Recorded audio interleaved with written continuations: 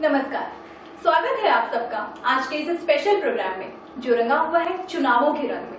आज हर नेता मतदाताओं को आकर्षित करने में लगा हुआ है। देश में एक तरफ जहां परिवर्तन का उत्साह है, वहीं दूसरी तरफ गंभीर समस्याओं की मायूसी। तो आइए आज हम एक एक करके सुनते हैं उन्हीं समस्याओं से घिरे आम आदमी और उन समस्याओं को दूर करने के वायदे के साथ आई आम आदमी पार्टी की प्रवक्ता की सोच।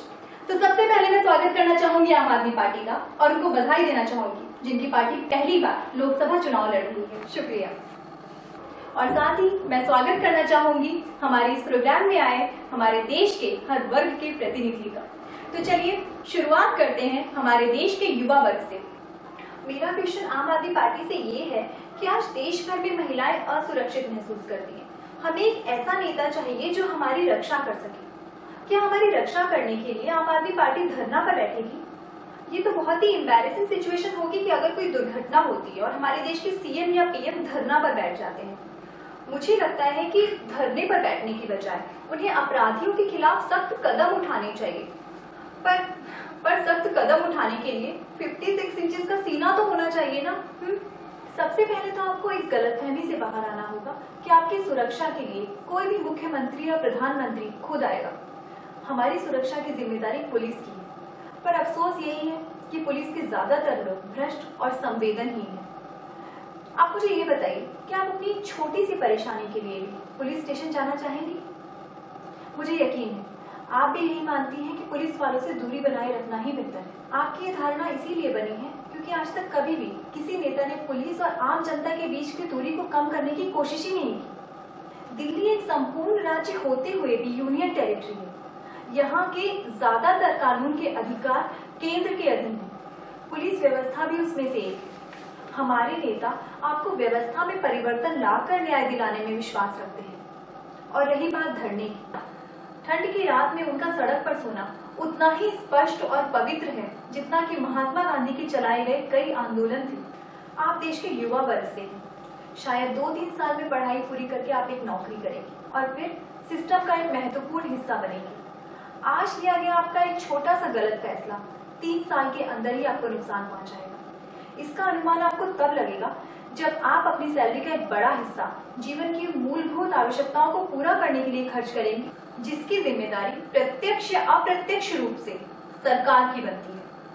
और रही बात आपकी इस धारणा की कि सख्त फैसले लेने के लिए 56 इंच का सीना होना चाहिए, तो मैं आपसे गुजारिश करती हूँ कि जरा ध्यान से देखिए, सीने और पेट में फर्क होता है।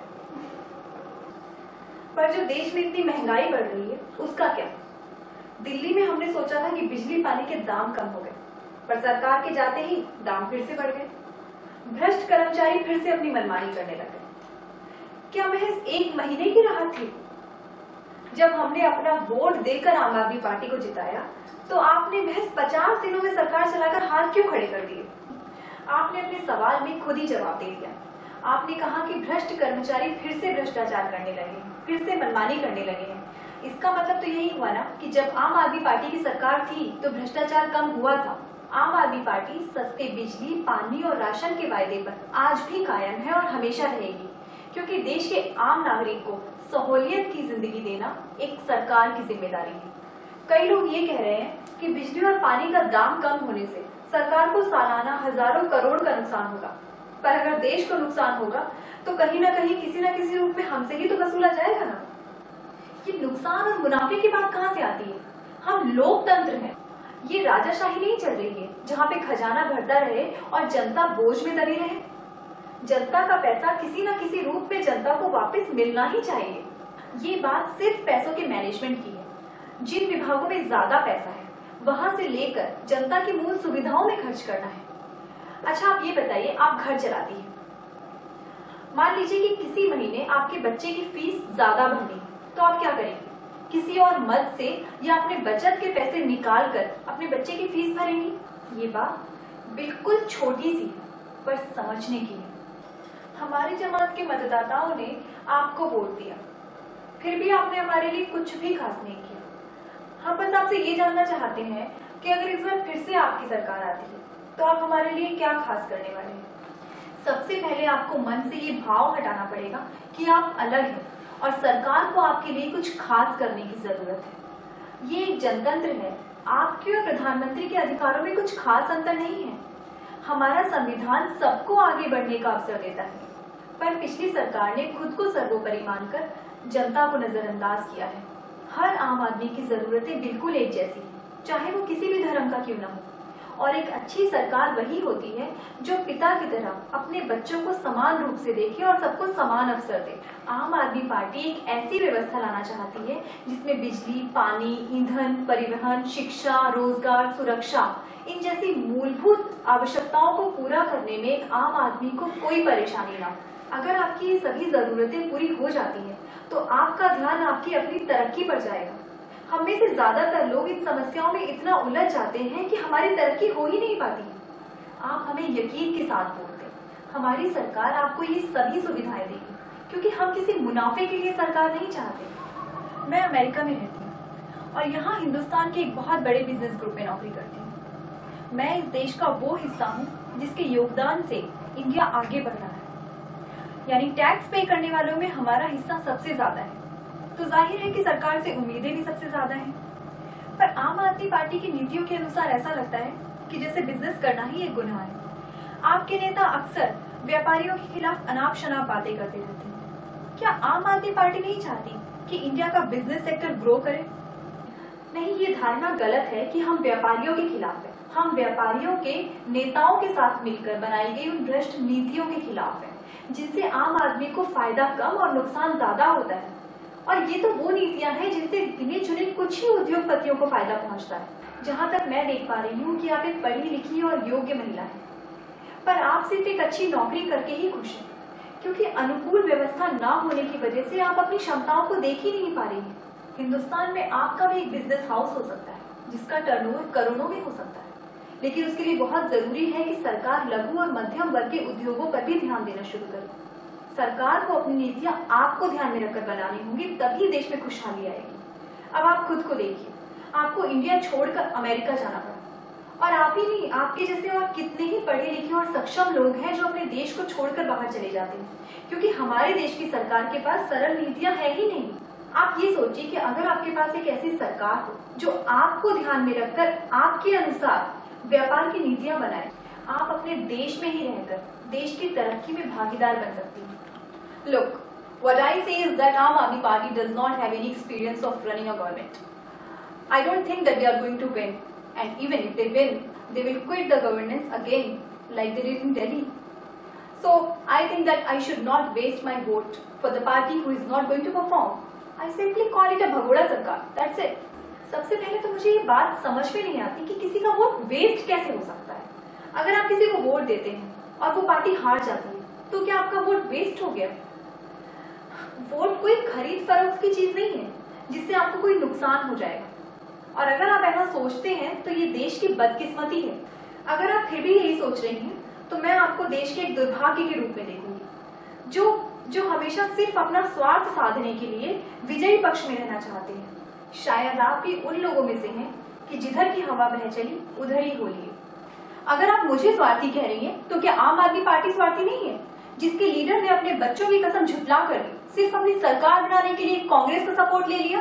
बस यही तो बात है कि केजरीवाल जी के लिए एक आम आदमी और देश अपने बच्चों से भी बढ़कर है। दिल्ली ने हमें सीट्स दिलवाई पर बहुमत नहीं, और जिस पार्टी को सबसे ज्यादा सीट्स मिली उसने अपना पल्ला झाड़ लिया।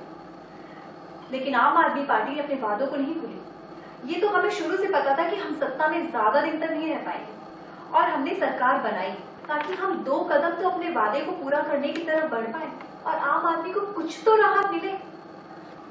तो आखिर में एक सवाल और आपसे कि आम आदमी पार्टी आने वाले चुनावों के बारे में देश के आम आदमी से क्या कहना चाहेगी?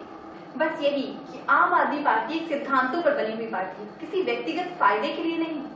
इसीलिए अरविंद जी ने विलास का प्रतीक बन चुके मुख्यमंत्री के पद को भी ठोकर मार दी। हमारा ये त्याग हो सकता है कुछ लोगों के लिए नाटक हो, लेकिन इतिहास में किए गए ऐसे ही त्याग को हम आदर्श मानते हैं। सत्ता का त्याग इतना बड़ा त्याग होता है कि उसे समझने में दशकों लग जाते हैं। माना कि हमें सरकार चलाने का अनुभव नहीं है, लेकिन ये अनुभव तो कुछ ही दिनों में सीखा जा सकता है अगर आप में समझदारी हो और देश की सेवा करने का उद्देश्य हो। हमें हवा के विपरीत चलने में कोई तकलीफ नहीं होती।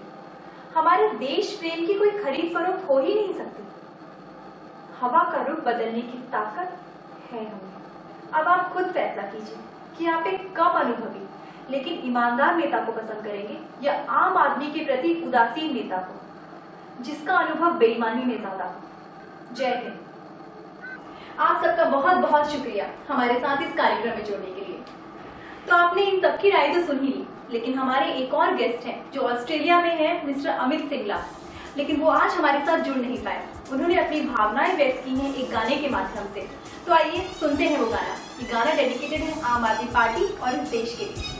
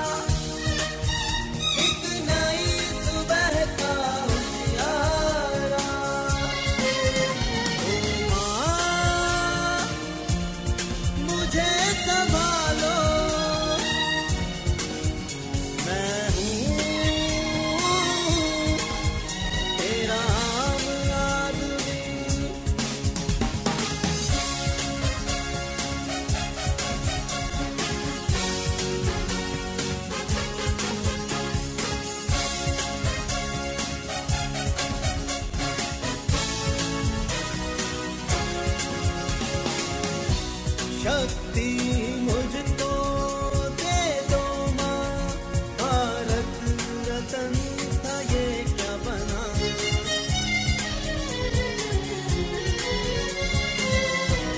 शक्ति मुझको दे दो माँ, भारत रतन था ये क्या बना।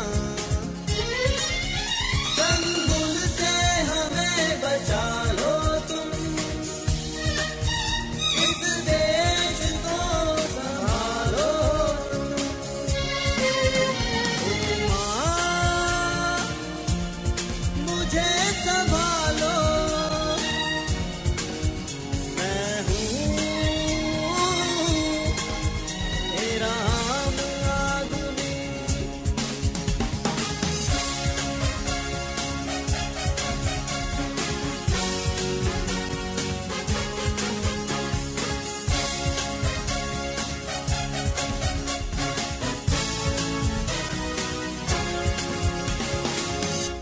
What